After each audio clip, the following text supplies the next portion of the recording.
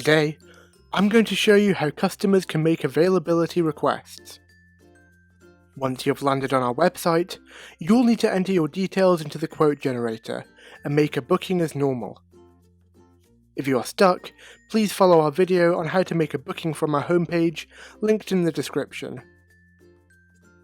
Once you reach the section where you're required to choose your preferred transfer type, the button which usually says Book Now may be replaced with one which reads Inquire. If this is the case, simply press the Inquire button and proceed with your booking as normal.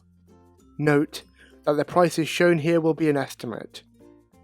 Once you've reached the stage where you need to confirm your booking, and you have checked over your details and ticked the required boxes at the bottom of the page, you'll need to press the red button which says Make Request.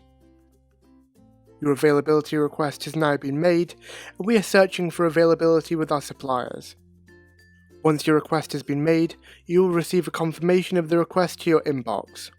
If there is availability, then you will receive confirmation to your inbox like this. This email should also contain a final price for the transfer. You will need to click the link within the email, which will redirect you to a payment page. When you've completed payment, the booking will be confirmed and you will receive another email confirmation to your inbox. Please note that the confirmation of availability is not a booking confirmation. Your booking is only confirmed once payment has been made. You'll have 1 hour to make payment once you receive this email, after which the link will expire and you will need to repeat the process and check availability again.